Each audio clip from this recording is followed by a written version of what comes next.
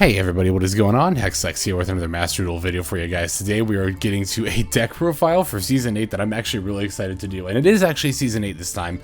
It is the first, the first is the date that I am recording this, and I have just gotten in my first games of the new season, and I've done so with none other than Tri-Brigade Zoodiac. So, I think some of you might have even asked in the comments, so I bet a lot of you have been wondering, am I going to come back to Tri-Brigade Zoodiac? Because it is definitely not the tier 1 deck that it once was, and the answer is yes. I actually do really like Tri-Brigade Zoodiac. I'm definitely not going to, obviously feature it as often as I have in the past, not only just because of its status as a tier 3 deck at best right now. I think it's probably more rogue status, to be totally honest, but I think it's tier 3 at best. We'll talk a little bit about its standings in the meta right in a second here, but no, I really did want to come back to this deck because even though it's again kind of fallen out of its former place of power, I do still really appreciate it as a deck. I think it's fun. I think the theming is really cool, and I like the playstyle of doing part of your combo on your turn and the other part during your opponent's turn to disrupt their plays.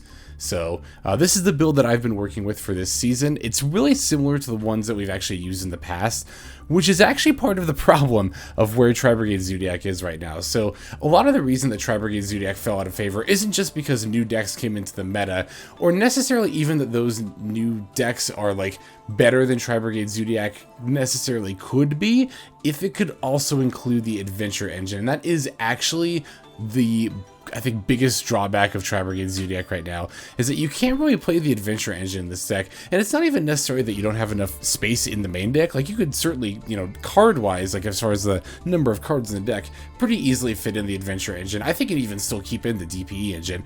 The space issue more lies in the actual number of spaces on the board, because here's the thing, right? For Tri-Brigade Revolt, in order to summon a Shurg off of it, you need to use 4 materials. You can use less if you, quote-unquote hard summon, or summon, manually through the extra deck and not through a Tri-Brigade effect, a Link monster. Then yeah, you can use less than 4 monsters, but 95% of the time you're going to be revolting for 4 monsters, so you need 4 spaces in the main monster zone. DPE already kind of presented a little bit of a problem with this, but fortunately DPE actually provides the solution to its own space problem, in that you can use its effect to pop the Vert Anaconda in the extra zone, and or itself, or some amount of monsters that are in your main zone, so that way you can free up and have 4 zones open. The adventure engine doesn't really have that luxury. The adventure engine is always going to take up at least 2 slots in the main monster zones, that being the adventure token and the wandering griffin rider. So that already in and of itself immediately prevents us from playing Revolt, so of course that means we can't include the engine in the deck, as obviously while the adventure engine is good, Revolt is kind of the reason to play Tri-Brigade. So yeah, and honestly the other thing that I think Tri-Brigade has going against it right now is that the deck is just too fair, and this is actually really interesting because the deck has always been very fair, and I think people have known this even as far back as the season 1 through early 5 meta, right? Where you'd see people complain constantly about Drytrons and Eldelich and Rongos and Adamancipators, but you never really saw it nearly as many people complain about Tri-Brigades, and that's because despite being the best deck in Master Duel at that time, Tri-Brigades were still the most fair deck. The things that Tri-Brigade is trying to do are strong, yes. Summoning a 3000 beat stick during your opponent's turn that banishes a card in your opponent's field and also gets you a search, and also lets you send a card with the kit, but that's usually not as important.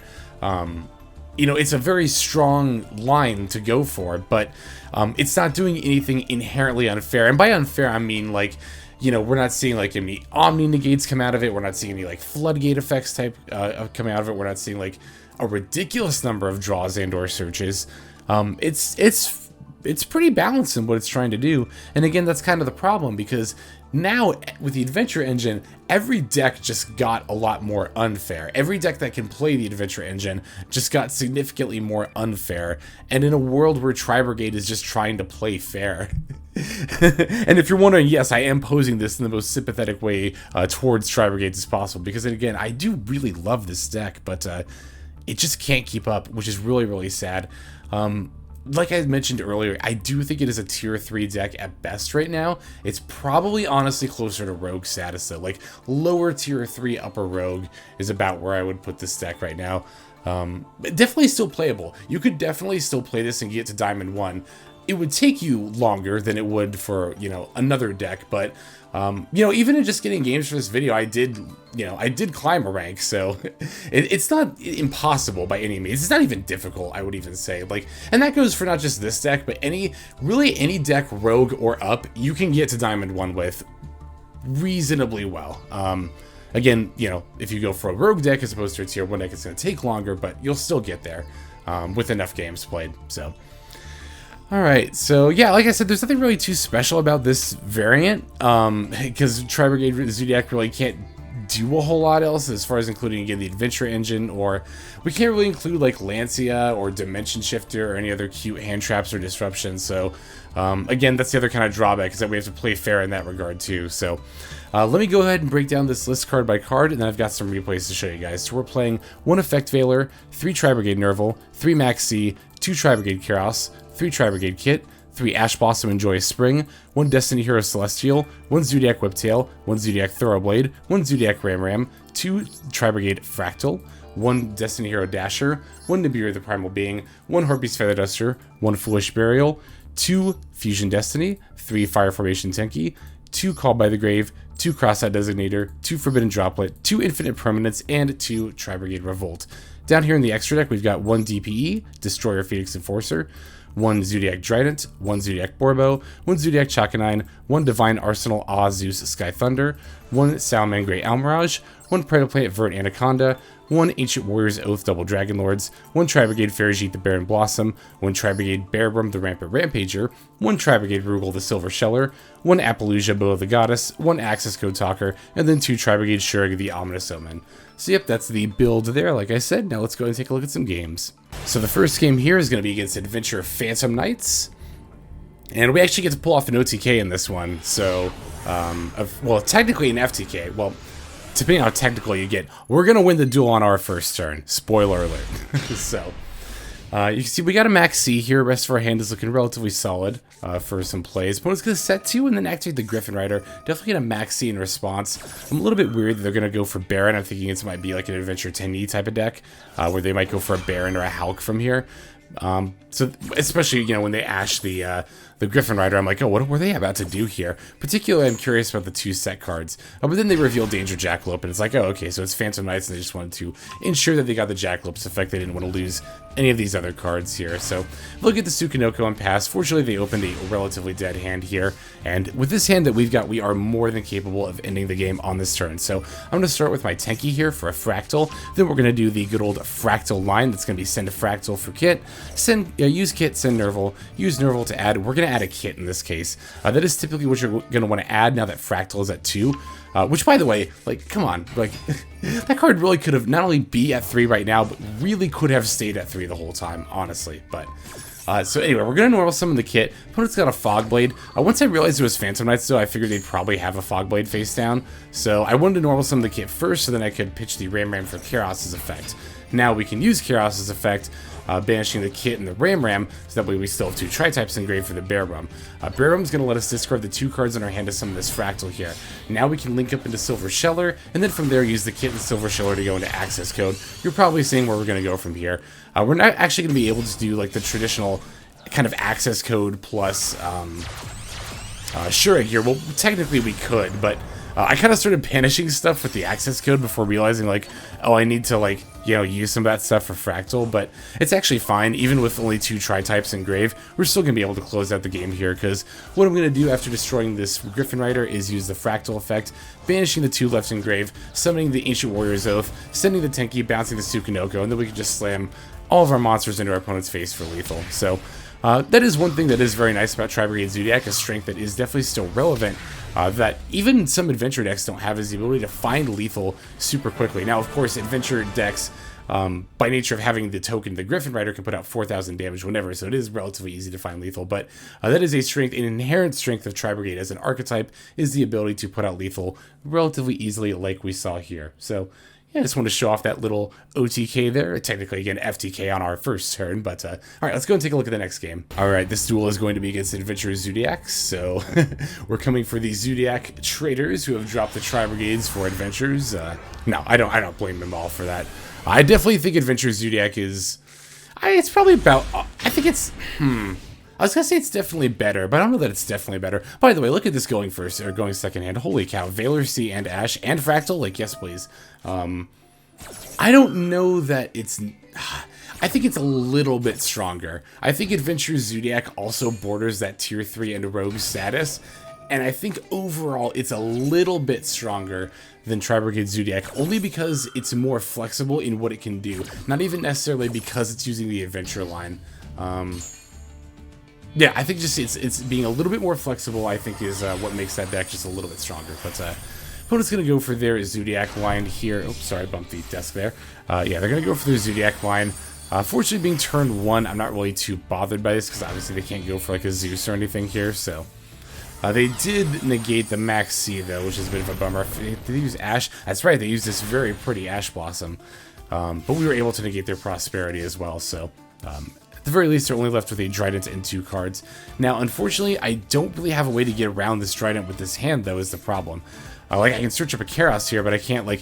If I had another Tri-type in hand, something to discard with Kerass, then this wouldn't be an issue. But, yeah, as soon as I normal summon this Kitt, or special the Kerass, or normal the Kerass, no matter what line I do there, the opponent's just going to Drident in response, and then I'm just going to have to pass. So, at this point, yeah, I really should have popped off the Maxx right away. I kind of thought my opponent was just going to turn the Drident into attack mode in battle, but I decided to Maxx here after the Boarbow gets summoned. Interestingly enough, I guess it's because of the C they decide not to play Zeus here?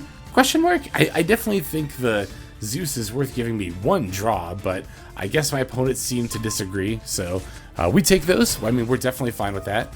I'm going to Tenki for the Fraktall here. Opponent's going to chain the Lancia, but that's kind of partially why I summoned the Fraktall. Not because of Lancia specifically, but I figure if my Fraktall gets negated, or I guess in this case stopped by Lancia, we can just battle over the Zoodiac there and still have an out. So opponent is totally bricking in their hand. We definitely take those. We're 100% fine with that. This Fusion Destiny is going to more or less kind of seal the deal here, right? We've already got the Fraktall. They have a Ghost Ogre and Snow Rabbit.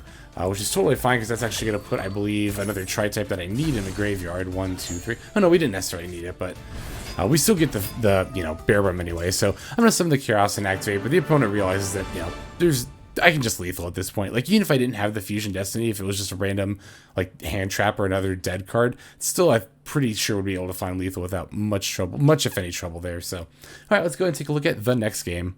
Alright, so this next game is going to be against what I like to call a good old-fashioned pile. It's just 40 good cards, like 40 combo pieces pretty much. It's kind of what Adventure Tenki is, which is kind of why I like Adventure Tenki so much, but I don't know, I've been thinking about just trying like a 40-card pile deck. Like, it's kind of like Sangan deck, because like Sangan is your main normal summon because it searches like all the relevant disruption and combo pieces in your deck, but... Anyway, I'm going to lead by summoning the Whiptail. Opponent's got a Maxx, but fortunately I have the Ash Blossom, so we're not going to get stopped. Oh, yeah, this game is... Okay, so here's the thing, right? I see this hand, and I'm like, my first thought is like, oh no, I can't set up this Revolt. That sucks. And then I realized, wait, I can set up this Revolt.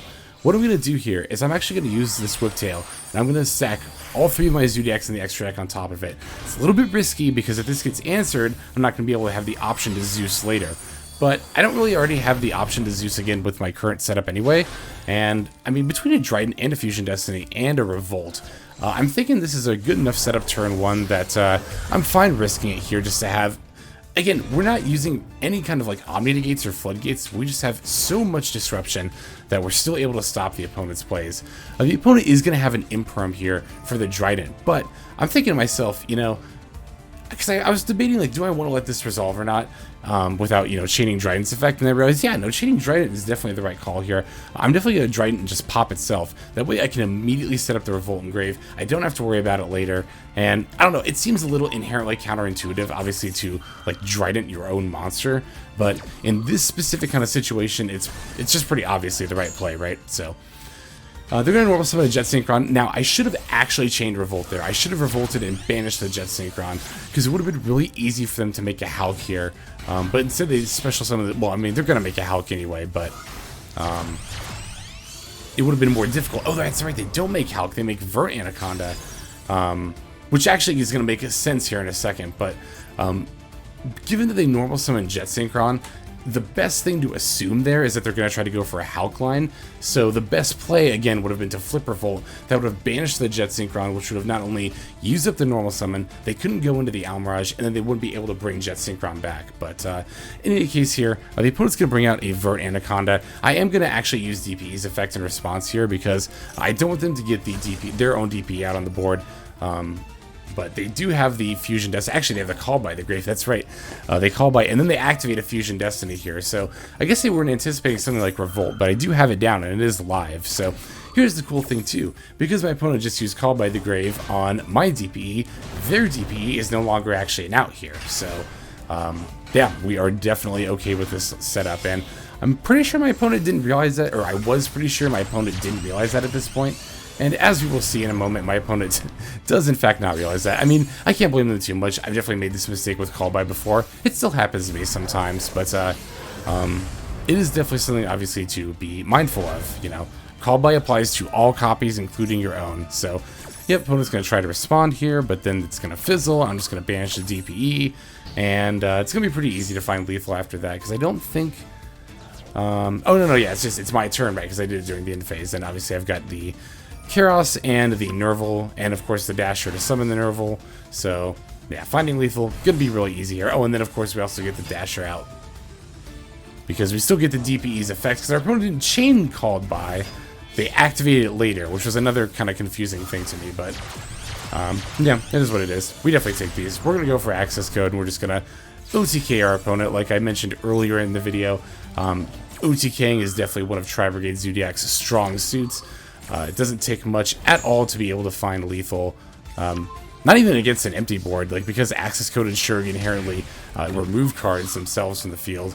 It is pretty easy to find lethal under a lot of circumstances, so that's going to take care of that one. Let's go ahead and move into the next game. Alright, this game is going to be against yet another 40 card pile. I guess, I don't know if it's just particularly popular, I just had variants and running into quite a few of them, but yeah, again, I don't mind playing against them. I love learning more about decks that I'm interested in, of course, and of course the best way to learn against, or to learn a deck, is to play against it, I think.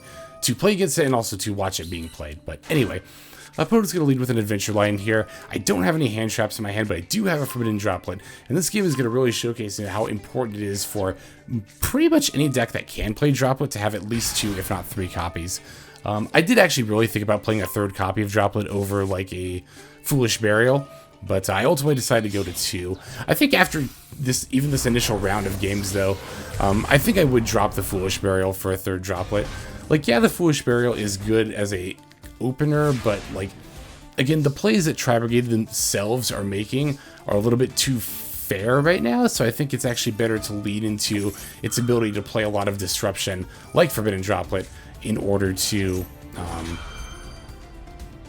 you know, strengthen the deck a bit in that regard. So, yeah, we're going to use Droplet on both DPE and the Wandering Griffin Rider here, sending the Nibiru, obviously, because, you know, we're probably not going to need it at this point, and then the Kitt as well, so that way we can get the effect there. I'll use Kitt to send Nervall, and then Nervall to add Kerass, because obviously I've got the Thoroughblade in addition to the Fraktall. I'm going to normal summon Fraktall here, banishing 2 in order to try to summon, well, we're going to get Imperm, so I'm actually going to try to go for the Ancient Warrior's Oath here, so I can send my Tenki and bounce this DPE without, you know, destroying it, obviously.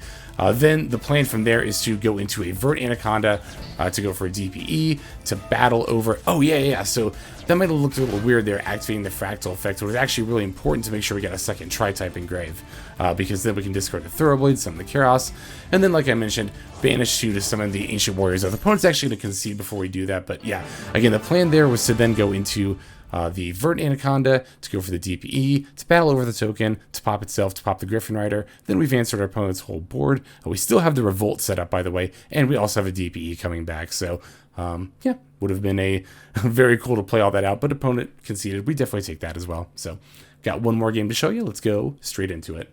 Last duel of the video here is going to be against a True King, True Draco deck.